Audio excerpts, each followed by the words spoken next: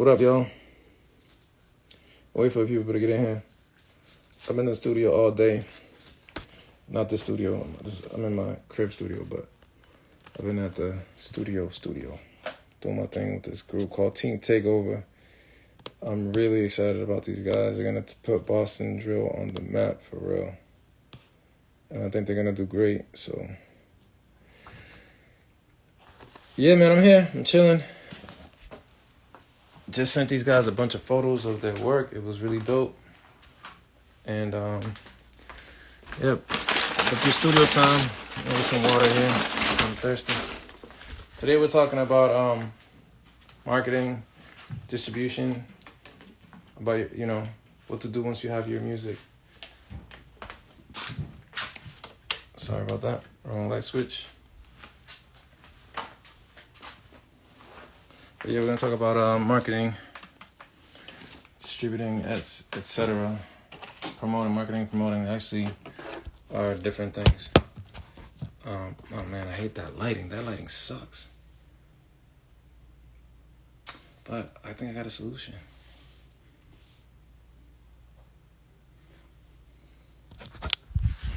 I'll fix that lighting in a minute.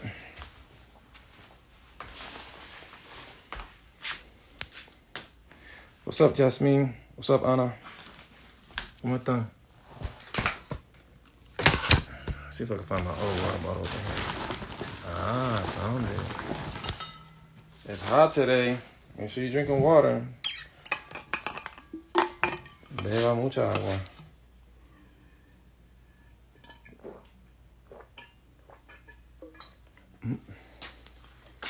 I gotta fix this lighting situation.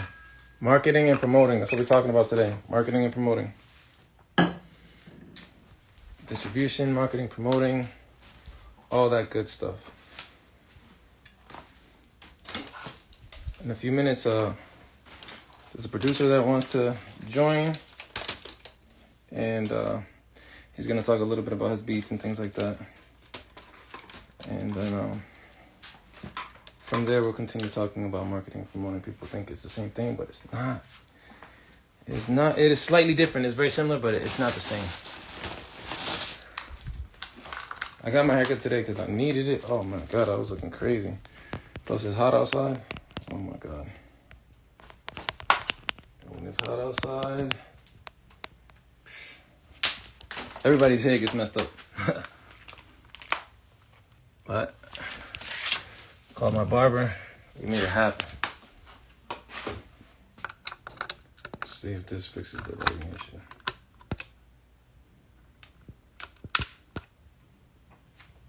That might fix the issue. Oh my God. It's a little sweaty. Just a little sweaty. Think I'll survive.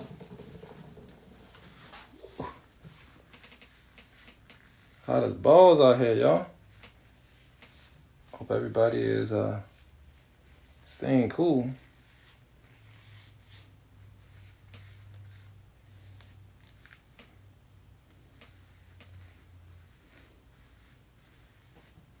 Yep, hot as hell.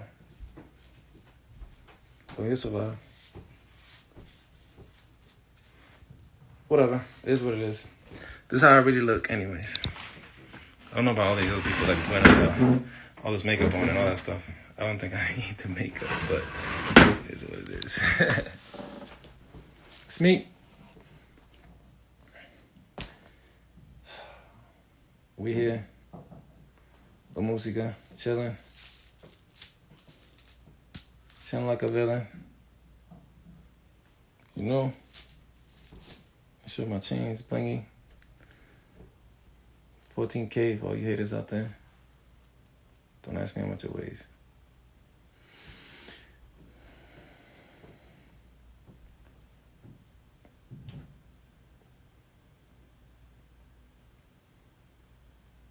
All right, so it's 7:02. I'll tell you about my day today in the studio. So today I met up with a rapper. His name is Big Boss Bands. And he recorded a track with his homeboy, Faye Soprano. And they came in laid everything down. It was real dope. They got a routine now. We come in, they lay their verses, they lay their in and outs for the verses, and then from there, they do the choruses. They lay out their second verse, in and outs, ad libs, and they did their intro and their outro after. It was really cool because these guys are keeping it very professional, and I was really moved by their, their work. I first met them a long time ago. One of them used to be my students, and all these other guys, I met them, they came in, they were very open to learning and open to basically having, their music sound really, really dope. So I was really happy that they were open to getting better, understanding the mixing and mastering process, and just getting their music to be top quality. So, and that's what I want to do for artists in Boston. One, I want your music to sound as best as possible to be able to compete with a lot of people in the industry. All right, so we're gonna talk a little bit more about marketing, promoting, distributing, etc. But before that, we're gonna talk to one of my mans, Loue. He's a beat maker / producer. We're gonna interview him, and also he's gonna talk a little bit about his beats and his music and all that. So Loue, you can hit me up, man. Request me on the live, and we can get started. All right.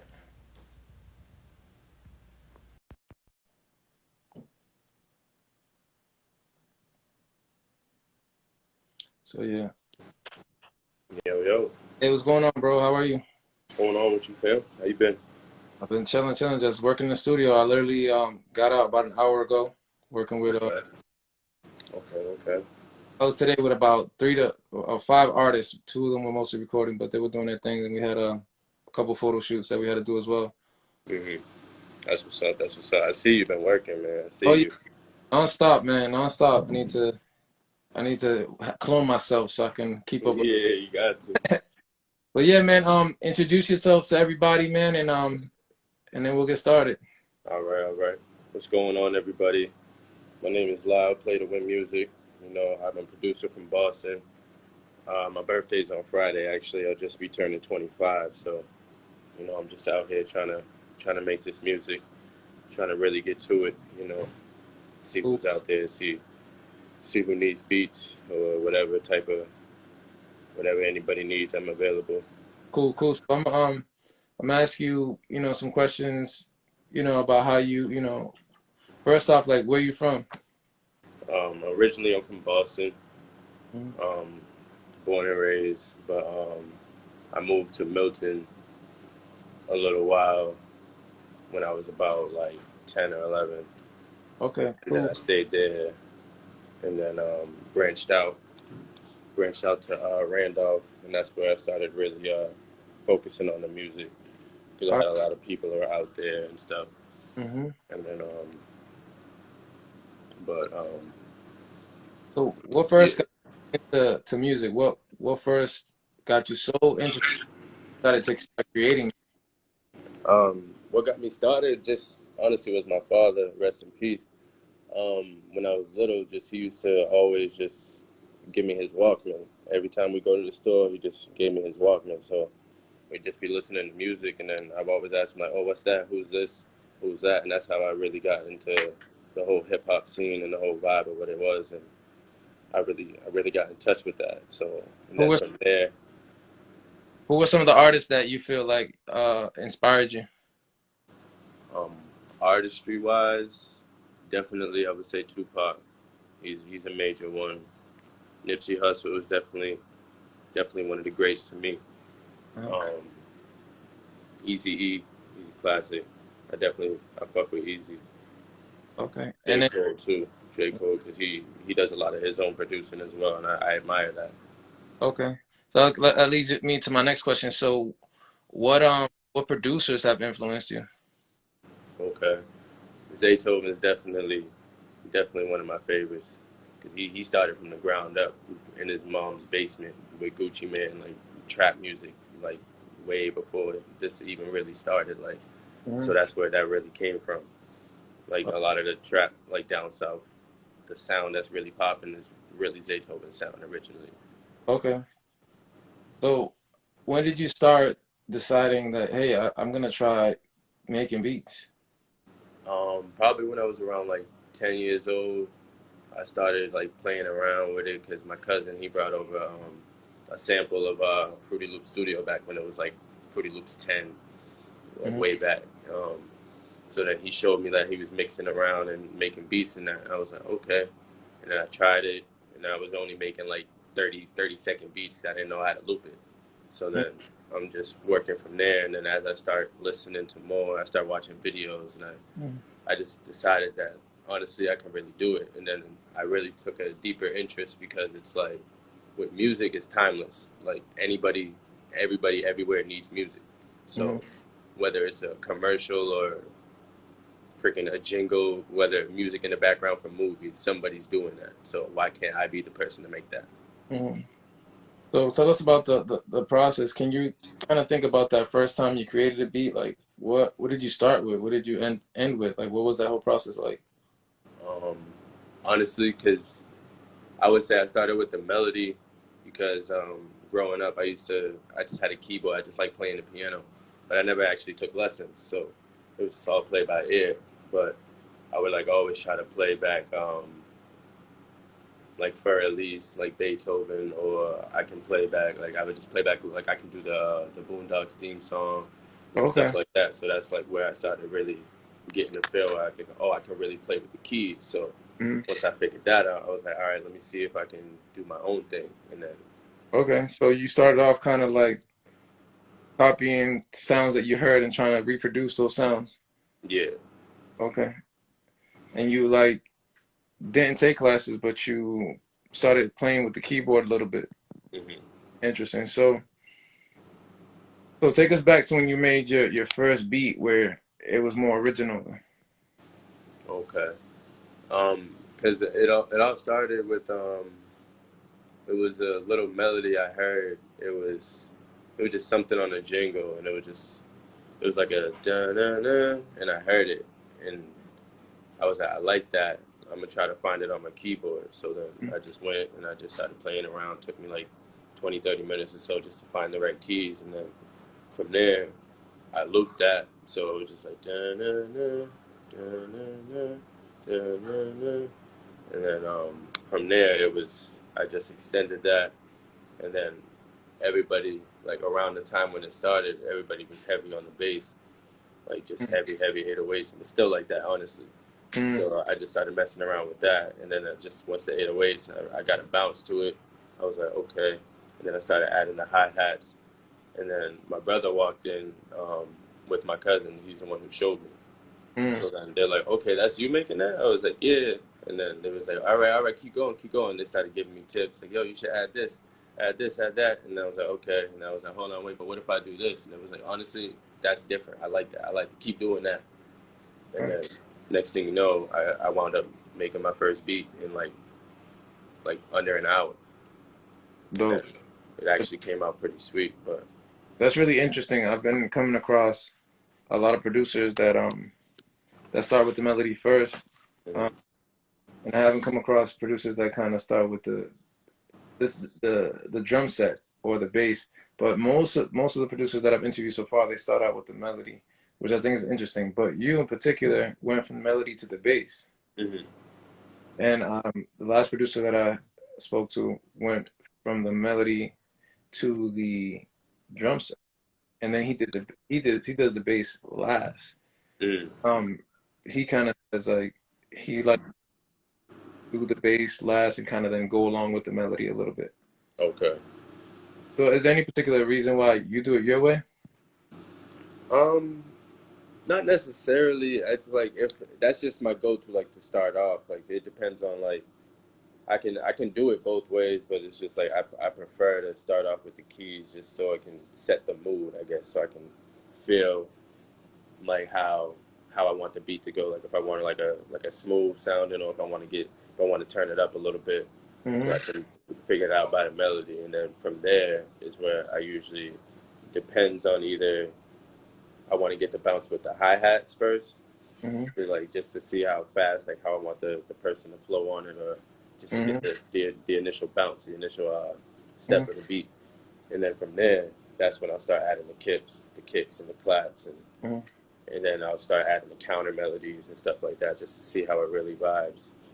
So explain to us a little bit, like, some people don't really know, what a melody is and what a counter melody is. So can you just tell us, like, what those are? Yeah, And then, melodies. It's it's pretty much like the main part of the beat. So it's like for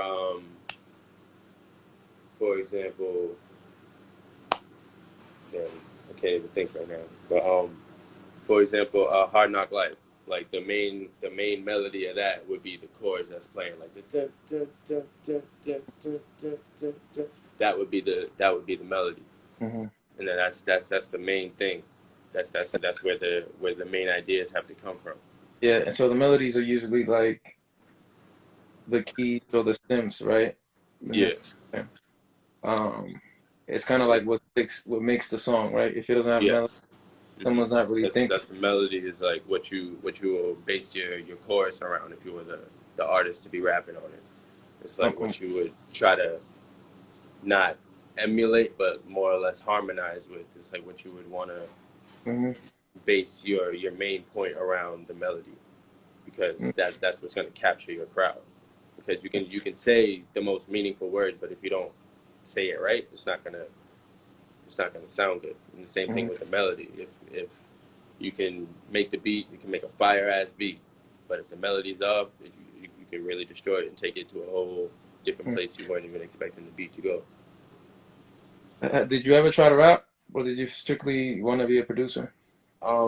Yeah, I rapped like a lot off and on growing up. Like I still be doing my own little thing here and there, but I mostly started focusing on the producing side because I didn't really have time to like be going in and out of the studio and stuff like that. But now that I've actually decided to go full time and really dedicated, I got all the equipment. I just need a setup. So once I find the space, I can set it up and actually start writing again. But for now, I'm just inside, just cooking up what I can when I can. Mhm. What's your opinion on that? The industry is very divided for the most part in terms of Hmm. either an artist or you're either a producer. And sometimes you're more respected as just a producer, and sometimes you're just more respected as, an artist. What is your opinion on that? On that, I would say it goes both ways, honestly, because it's like as an artist, if you can make your own beat, then you don't need to outsource anywhere. Mm-hmm. Besides maybe like mixing or something if you don't really know the engineering part. Mm-hmm. But then you can really that's all in house money. And Mm-hmm. same thing with producers. You don't even need to go find artists. But at the Mm-hmm. same time, they're both gonna miss out on the networking that involves with connecting with other people. Mm-hmm. So you can keep it all in the house if you want, but at the same time, you're gonna need a team if you really want to be successful. You can make your beats, you can rap on your songs, but why not be the producer and feature on a song if you want, Mm-hmm. or why not be the rapper but you added a couple things and get your producer credits as well. Mm-hmm.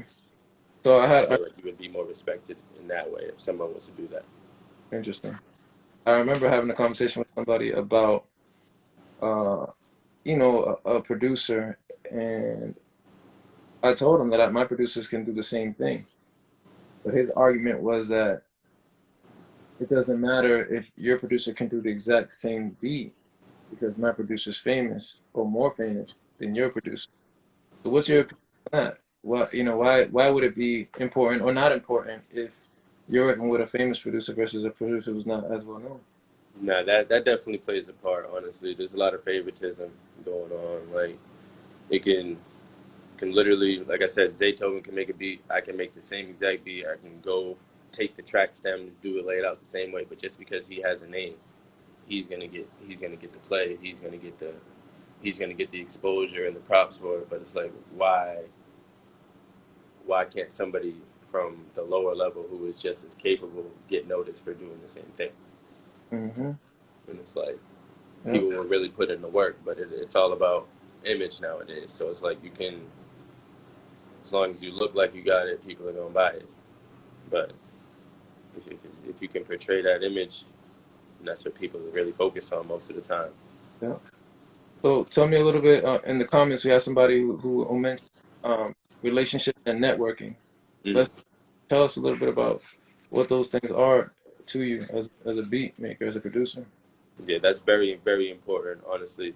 The relationship you make, as even with the people you get in contact with, you never know. Just if you're out on the streets, you can just be talking to somebody, you run into a graphic designer. Now you have a connection with the graphic designer. You got logos, T-shirts, whatever, Mm-hmm. versus just sitting around just making the beats and trying to figure out. You're gonna have to outsource regardless. So Mm-hmm. why not build a relationship and get whatever you can get that service at a cheaper price, or at least come at a deal. So you say, I make a beat for you, you send me a shirt. Now we're both putting each other on. Mm-hmm. So it's like you fancy my thing, my fancy your thing, and now it's Mm-hmm. just a collaboration like that, and it all works in crazy ways because you really never know who's out there, who's watching, and it to be the people you don't even know who will support you the most. Mm-hmm. So, I was having a conversation with somebody today, and I was comparing like the music industry kind of like to let's say someone's educational career, right? In your educational career, you kind of want to go to the best schools or whatever, right?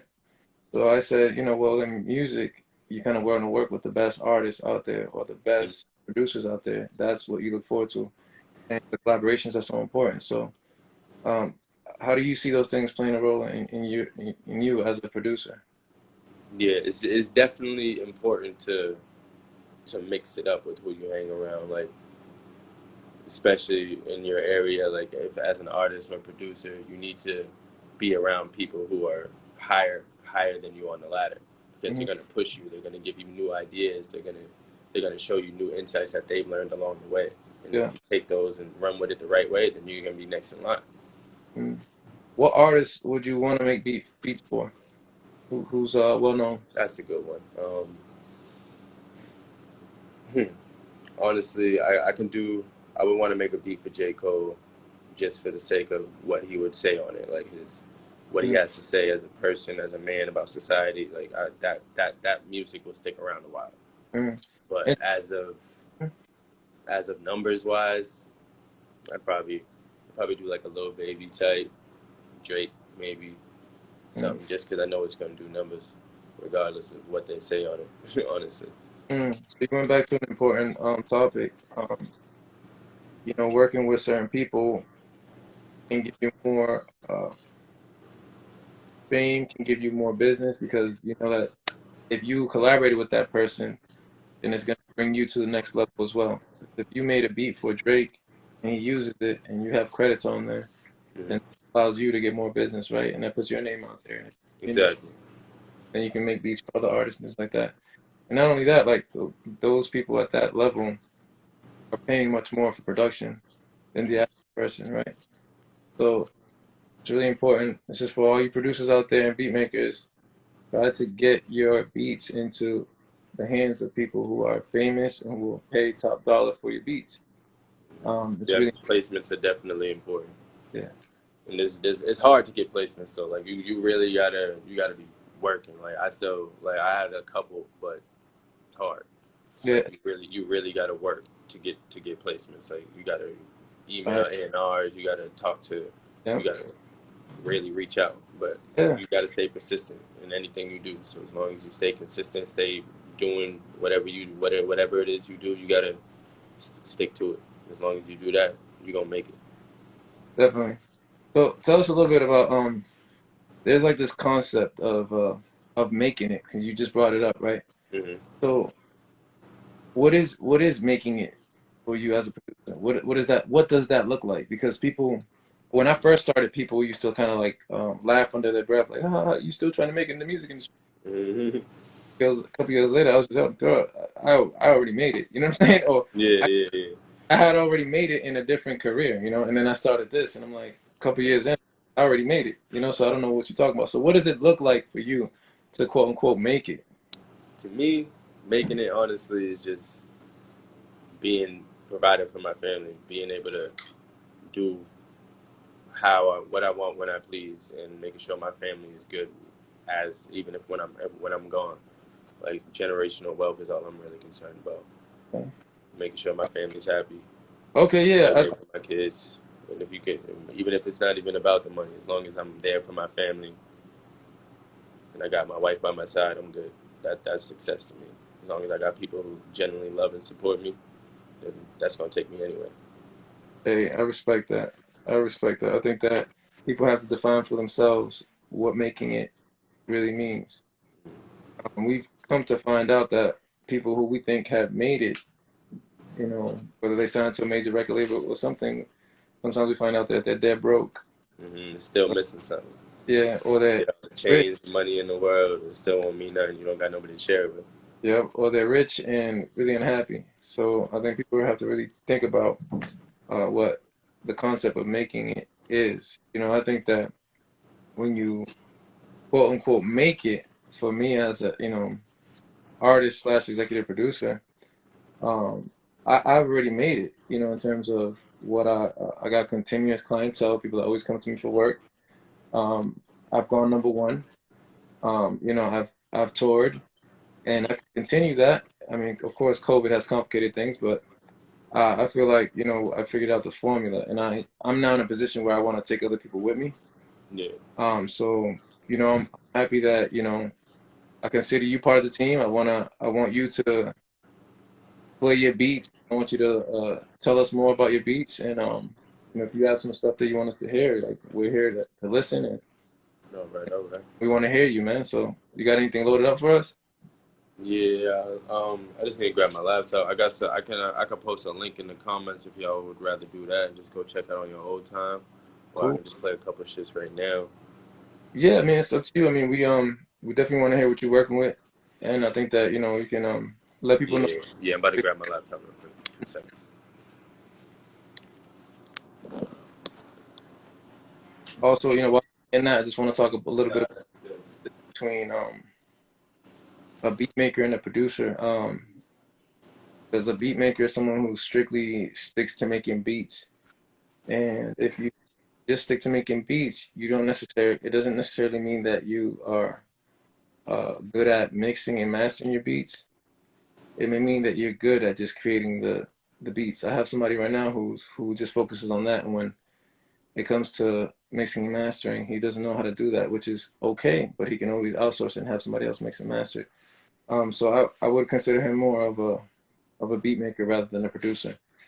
A producer definitely can take your music from basically from the start to the finish. So a producer can essentially play all the instruments, create the beat, mix and master each instrument beat, present to the artist, or even have the artist's vocals mixed and mastered on there, and the song is completed from start to finish. So that's really what a producer do, and some people uh, sometimes get frustrated when they come to people and have certain expectations, but you have to know what people's are as well. And I came across something earlier today. The guys that I record, where they like to rip beats from YouTube. The problem with ripping beats from YouTube is that since some of them are free, they're already slightly distorted, and there's not much we can do when we go in to mix and master the beat. So we'll be able to really make it sound like big and ready for radio and ready for the world to hear it, and it'll be as professional as possible. But what people really want to do is make sure you purchase the beat. It is really important for everybody to purchase their beats. If you go and rip them off YouTube or whatever thing, and you don't have all the stems, you're gonna find that you're gonna be limited in what you can do. You're gonna find yourself not being able to raise just the levels of the bass or lower the levels of the kick or changing up the melody a little bit. You're just limited in that. Now we can get your music to sound real good, but you really want to get the beat, all the sources for the beat. If not, you're not gonna see yourself progress. You're gonna stay stuck at that level. So, Yeah, I got these now. and it happened today when the artist was asking the engineer to put a drop in the beat. Hmm. We got a microphone that's like worth $12,000. So he wanted us to put a drop in the beat, but the headphones bled a little bit into the mic. Hmm. Like, all right, well, we can still kind of hear the hi-hats in the beat. We decided to keep the drop, but if he had given us the stems to the beat, we could have kind of like taken out the hi-hats and just maybe left the bass on Yeah. or one of the instruments that we're playing on. So it kind of felt like a drop, but still had like parts of the beat. And I Hmm. told him that's what limits you as the artist if you're going to continue to take these beats that you don't have all the stems to and own. Because later on, somebody will hit you with a and music. Well, when it's not even yours, it'll be theirs because you never actually purchased. So it's important for you guys to know that. You ready, bro? Definitely important. Yeah, I'm good. I'm good. So introduce the beat first before you play. If you got a name for it, tell us Hmm. what you were thinking when you created it. All right. This one right here, I called it Humble. Me and my wife, we just did a little collaboration on it. Wasn't nothing really in mind. I was just playing around with the keys, and then she came in with the counter melody in the back. She plays as well. Yeah. Oh, that's dope. Hmm. Try to keep it all together, you know. Yeah.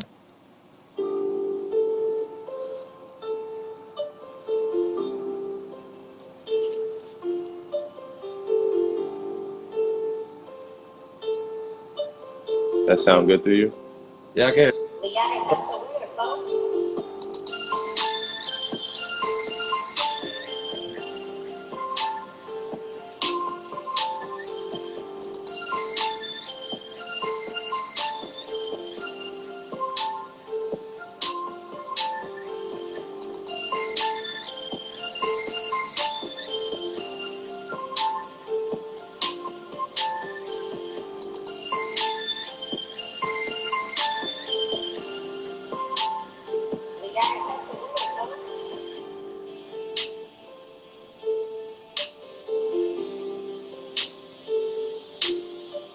And that leads me into something that's very important. You got to get a beat tag if you're out there producing. It's very important to have a beat tag on your product because a lot of people out there just going around taking stuff. So if Yeah, you don't want it to go missing or somebody get paid for something that you made and you ain't getting nothing for it, then yeah, I suggest you put a tag on it. yeah. I was telling one of my producers that the other day. He started stuff to SoundCloud, and I told him that you have to leave the beat slightly distorted and make sure your tag is all over it, so that Hmm. if it and uses it, that they kind of have to come to you to get the full file Exactly. because they can just go out and use it and not pay you anything. And most people, I think, get that this is the music business. Hmm. I always say music business. Like we're creating, we're producing, we're rapping, but at the end of the day, it is business. Exactly.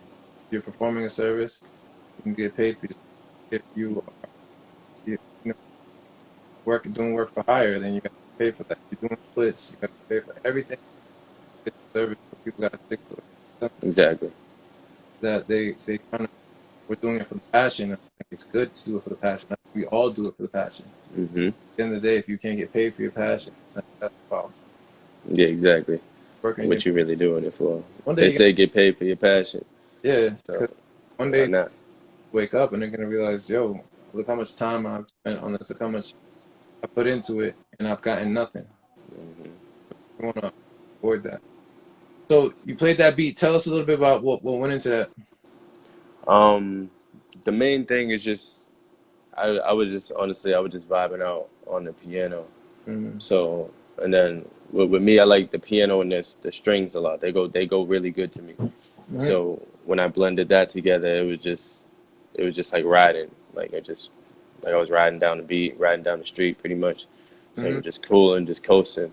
Mm-hmm. And then with a counter melody, like the high, that really high strings, Mm-hmm. like the that was just to add a little that would be the counter melody. That's just to add something else for to catch the listener's ear. Do most of your beats have counter melodies, or do you? Um,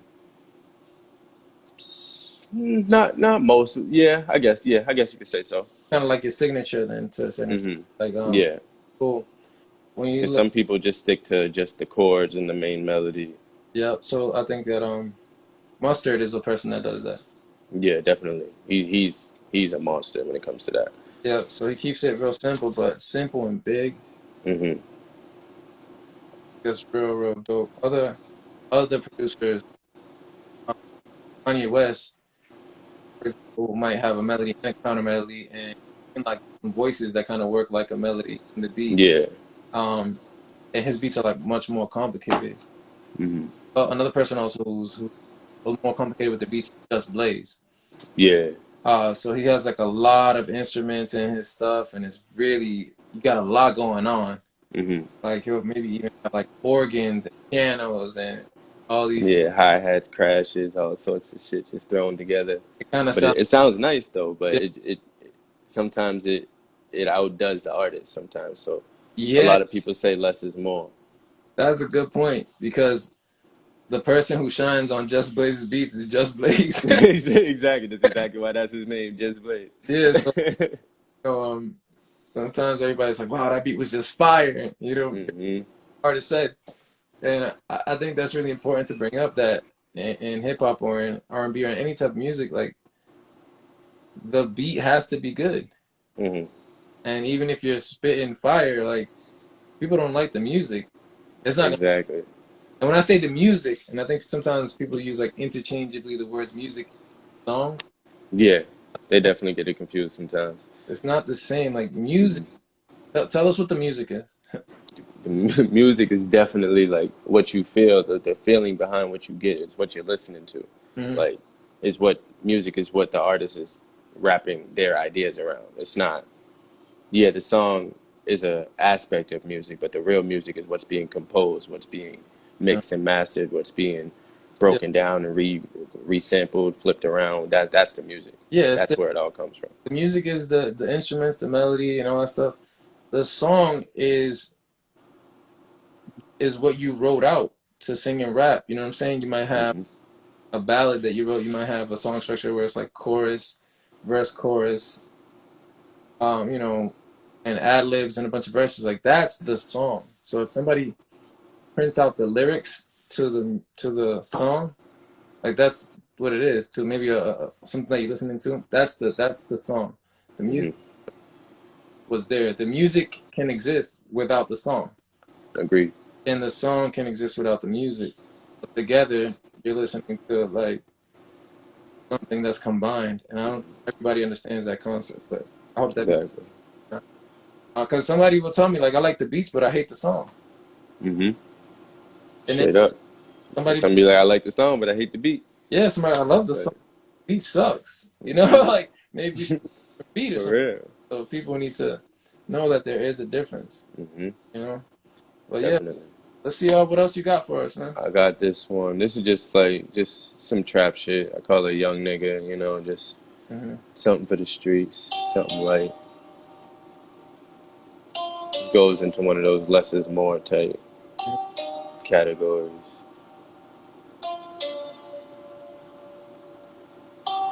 I got all these beats up on SoundCloud too. I'll post a link.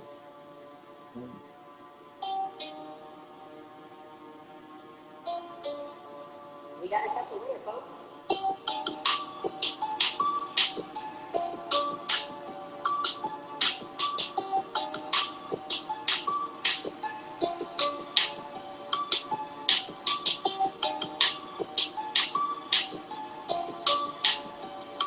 Everybody like to break down.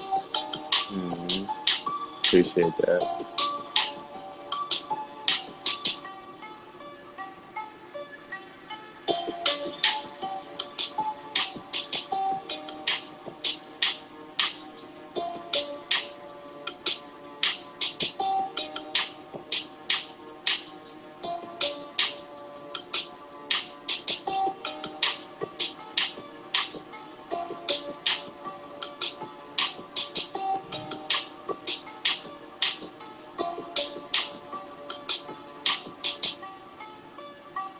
Dope.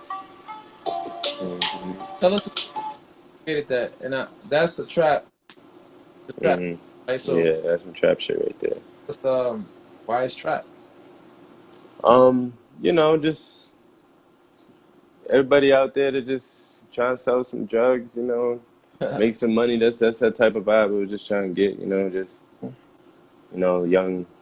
young Dro, Yeah. young Dolph, all that type street Oh, shit. bro, man, with Ti, I used to really bump him back in the day. Hmm. I thought, Exactly. you know, Ti is definitely one of the greats to me.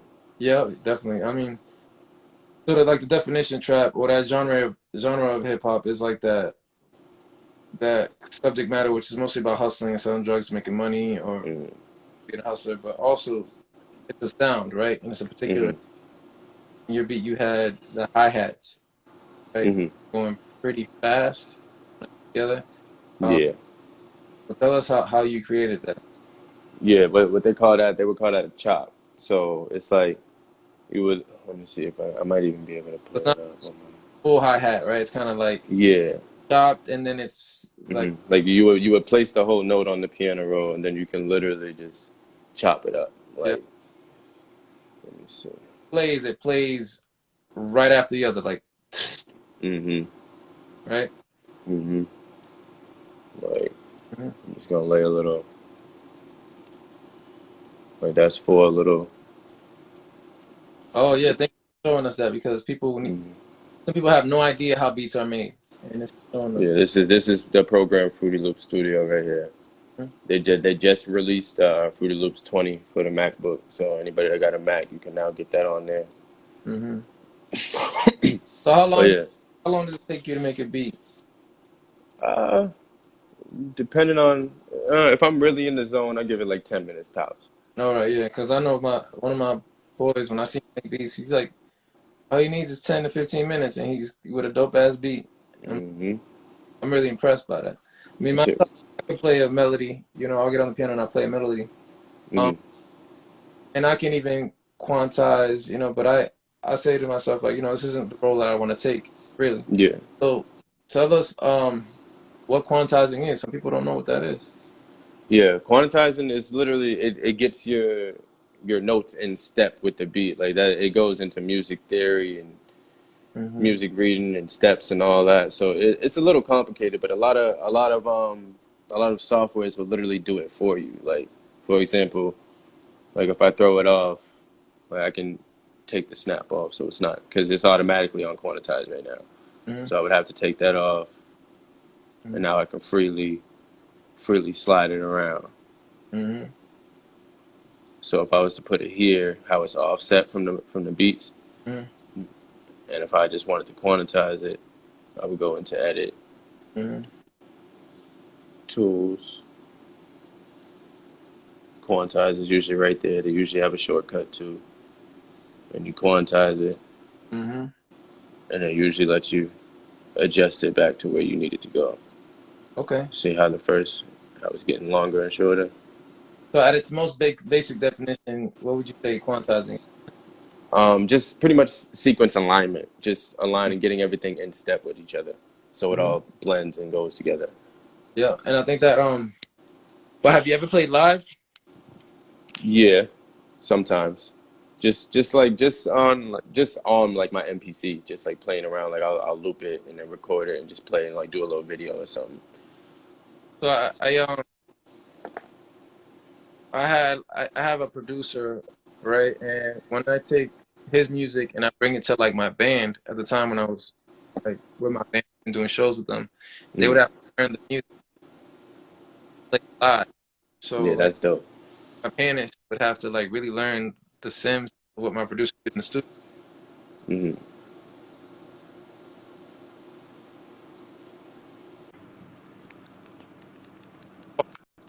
Double work. But I would during the first rehearsals I would always tell them like, nah, this sounds off. Off Hmm.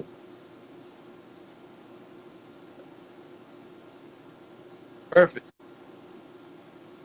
Just or sequences it equidistant from like everything. Like it's like that everything's on beat or paced out Yeah. perfect. But when you're doing it live, it's a Yeah, different it's a lot harder to catch the yeah real the because rhythm to it. exactly a human has to make sure that they're on beat. Hmm. off beat, it throws everything off. You can mess up the whole show, the whole everything that's going on right there. So we It's were been a literally, couple of times I've even tried to do it, just like making a beat for somebody who's freestyling. I'll just be playing it out for them while they're going, and then I'll miss a step and be like, "Yo, what?" And then the whole thing. yeah. That could be a live band while you're doing the show, and the next thing you know, And that's why get it's really, on and so really important to rehearse. definitely rehearsals. Sometimes Definitely. it's dope when the producer is also the DJ, and sometimes they create or play the beat live on stage. It's dope to see. Um, but I mean, I remember like we had to rehearse like 3 months, for 3 months before we even had our first show. And that meet every Sunday, and we would be in there for 2 to 4 hours to make sure that everything that we had was on point, and it was like the back of our hands, because the pianist couldn't make a mistake. You know what I'm saying? The drummer couldn't make a mistake, because if they made a mistake, it throws off the vocalists, and then the whole song is off. Exactly. Like, no, you know. Start from the top and go all over. Yep. And nowadays, like, it's kind of like going on beat a little bit better and things like that. I mean, for me as mostly a vocalist, you know, I really have to make sure that my band is on track and following what the producer originally did, because then the song sounds more like what's out there, what's, you know, what the listener has heard before. Mm-hmm. And go to a concert and then they'll be like, yo, the music sounds totally different. Maybe because, you know, some artists, first of all, can't even do their original songs because maybe they don't own it. So that's like something that happened to Lauryn Hill, for example. But then they'll realize that hearing the music live might be different because the volumes might of different instruments might be different as well. So the bass might be louder on stage, or it might be louder in your headphones. Exactly. They have like a whole, they might have an orchestra, or they might have a band live, but that makes the instrument sound a little bit different, because with like electronic sometimes Yeah. versus like, because with the Definitely, the sound waves definitely play a part with that. Because like you got exactly. the waves coming off the live instruments and the speakers bouncing out, drowning out certain sounds versus when you have it all in the studio and you can play with the levels yourself. You know what you don't want to get too loud. You know what you don't want to overshine the other, so you can tune with the drums and the kicks and make sure that they're all not outdoing you. So that's the good thing about having like a good producer in the studio, is to actually make sure they focus on the artist, versus, because you can have somebody who's worried about trying to make their beat shine and they'll straight push you to the back. Yeah, Kinda. yeah. So And to that point, you know, I had someone who had like a digital drum who worked with me on stage, and when we I actually needed to send him all the stems to the original music because he had to load some of those sounds into his drum, yeah, into the digital drum, because those are the sounds he wanted to play. If he would have played what he just had, it would have sounded like different music. So it was really important for exactly. us to both recognize that, yo, if we're doing this live and you're gonna be playing this live, you actually need to have the same sounds that I had in the studio, the same sounds that were on this song, or it's not gonna sound like the same song, or rather the Exactly. music. So, but yeah, man, let's hear some more of what you got.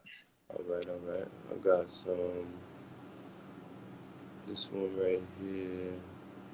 This one's called Trophies. I made this one off of my cell phone. This is just some free something. Nothing really crazy. Just Okay. some free time. And this would go into like the category of like one of those free beats, just rough draft. So if people want to get a sample or a snippet, then this is what they get. And I said a couple of times,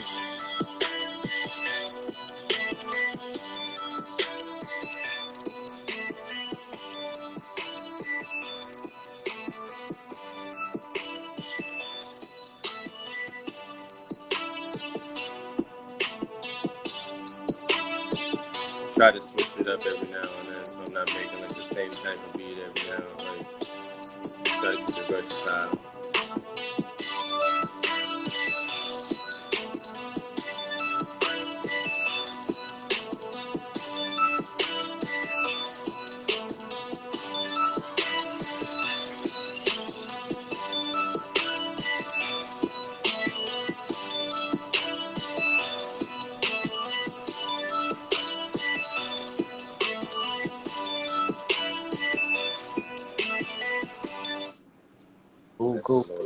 something. Cool. So, do you have some music that already has like rappers on it? Not on this computer. It's on my other computer right now. Do you? Okay, My that's all right. daughter's watching DVDs on that right now, so Do you you know how that goes sometimes, man. do you ever work with artists? Do you decide to like change the beat a little bit, or maybe change something in the beat based on what the artist said? Yeah, there's been a couple times like a lot of people like that underwater effect or something like that. Like somebody like, oh, can you throw that right there? So I'll be like, yeah, I can. What they call it's a low pass for like studio terms is what they would call it. Mm. It's just a filter on like the master volume of the whole thing. Yeah, it's interesting that concept because the the main engineers that I work with, my artists might say, "Hey, I want it to sound like this," or they'll say the double voice in the background like this, and then Mhm. the has to then think like, "All right, well, I have to go to this compressor or this thing, and then I have to go Yeah, to change that and lower this to get that sound." Today it was interesting. One of the main engineer kind of pulled a prank on one of my artists. I thought it was funny, where he was like, "I want this voice like to be distorted or this," and he turned him into a chipmunk, and the voice was high like a chipmunk. So, and he was like that, right, like that, and he didn't realize that we were clowning him. yeah. Bro, we're not gonna in your song. Are you kidding me? Exactly. We're trying to make music. You trying to play Yeah, around. but it's important for artists to kind of like express what they want, and also the engineer has to have the ability to kind of do that, or the person beat, because you you'll have some people who purchase the beat and might not like one part of it. Uh, when I did a song called All Mine, and Fat Man Scoop featured on it, and I sent him the beat, and he decided to do some things over. He had his producer kind of do some things a little bit differently, change the drum pattern. Um, and I wasn't gonna argue because I'm like, this guy's been in the game for like 50 years. I'm not gonna argue, Yeah, put it this way. But I felt like he didn't take away from the music. So the music, he just changed the kind of one aspect of it, gave his expertise and changed it. And I think it's important to kind of take people's advice on that, and also to be able to be flexible like that, because yeah, uh, definitely. sometimes when Definitely important to keep an open mind when it comes to like just constructive criticism because you mm, never know. Like it can be the littlest touch that somebody heard that's off, mhm. and it can change the whole. Like one of the there's a beat that I don't have it right now, of course, but there's a beat that I was working on that I had my main. I was using a sample, so I had the sample turned up too loud. But my wife literally told me, "Oh, you should turn the sample down a little bit. Let your counter melody shine over it just a little Mm. bit." I did that. It sounded better, and somebody bought that beat the same day. See, that's what I'm talking about. So like being open to criticism, constructive criticism is important. Some people get offended, like, no, that's what it is. All right, man. You just could have lost out on the sale. Or I was talking to one of my engineers a couple of weeks ago, and an artist wanted something on it, and I kind of told him like, don't overdo it because it's gonna make it. People are actually gonna get tired of it. It was like a special feature on the song. It was like the double background voice or something like that. Mm-hmm. He wanted it like throughout his song or something, but I was like, it's just good for one part of the song. Yeah. Um, I told him the artist don't overdo it. Um, that he ended up overdoing it on another song, Mm-hmm. and I basically was like, I told you so. Like you overdo that, you fall in love with that one thing, and you realize that throughout this whole song, it's not the right way. It's not the right way of doing things. So, but Gotcha. so there, like at the end of the day, the client's always right because they want to be happy with the product, and if they're not happy with the product, then And they ain't gonna come back. so I just try to guide the artist as best as possible, and then at the end, if they decide that they want to do it their way, So be it. It might not be what you pictured for your product, but yeah, they paying for it. So hey. that's kind of customers always right, that idea. But I have to be in a certain sense like kind of strict on that. Like, when you leave the studio, I want you to be satisfied. So everything that you're doing right now, let's get it all done the way you want to do it now. I'll make Gotcha. sure professional as possible before we leave. But I tell them, don't come back tomorrow asking us to change this. You know, Exactly. This is what you wanted. You swore up and down. This is how you wanted it to it's sound. So don't come back. done. Yeah. So I think we got time for one more beat, and then we'll Okay. and All then right. Let's see what I got. This would be. This is one of my sample beats right here. I just it's like a shit. Might even. It's like an unreleased James Brown type. Just a little vocal in the beginning. Do not own the rights at all. But you gotta be very careful when you do that. Like this is just a beat for me. Like just for me. I don't even release this one because I didn't get the proper clearance to do so. Until I do that, then I'm not even gonna bother trying to drop it. But you gotta pay attention to that because you can say you do that, you drop it, you make multi-millions off it, go platinum. You get sued. Taking it all. Yep. So you gotta definitely pay attention to your copyrights and make sure you own your rights to whatever you're dropping, whether it's even a small piece of a sample in your beat. Just make sure you got it covered because it will bite you in the ass, guaranteed. I people that all the time. But yeah, this is. I made this 6 years ago. Well, we sure come through that thing. See, the dog got supposed to get down with it. We don't say we're gonna do our thing, man. You understand? Young boy in the picture.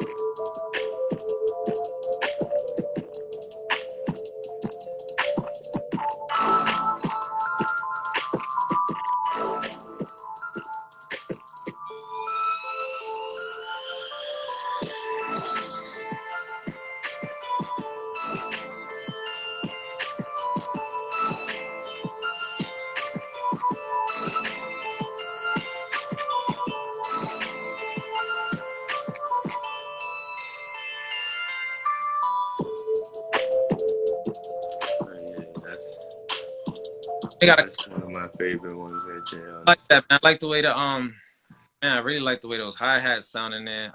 They sound definitely different. And then that kick and that clap just came in tough. And then those are like kind of like bells that are in it, right? Like yeah, it's like a glass keyboard type sound. Yeah, that's really cool, man. I think that yeah, man, it's been amazing kind of hearing your story and your music, man. We only got a few minutes left, so I want you to tell people. We got literally a minute left. Tell people where they can find. All right, yeah, I'm on SoundCloud. You can look me up, SoundCloud/LoudeSway. That's LOUDSWAYY with 2 Y's. And the same thing on BeatStars.com/LoudeSway. Same thing. I'm also on Instagram. Look me up, Loud Play to Win Music. Also have a Facebook page, Play to Win Music as well. Look me up, tap in for the beats. We got it all. Good prices for the low. Hit me up, come shop. We can work something out. You have it. Definitely appreciate you having me on here, bro. Please. All right, Loud. I'm gonna holler at you, man. Take care. All right, fam. Stay safe. All right, man. All right. So there you have it, ladies and gentlemen. Real quick, once you have a product, it is really important to promote that product. That means you're gonna have to go online, pay for a promotional ad, put it out there, and then you have to find a market. So that's a really difference between promoting and marketing. The market is who you want the music to go to. All right, and that's like, it can be Boston, it can be Massachusetts, it can be New York, it can be New York State, it can be whatever place you want, and that's the market. So you have to make sure that you know where your market is. You might promote an event, and you have to have certain, people there hustling and promoting for you, and that's it. And I'm out. Take care.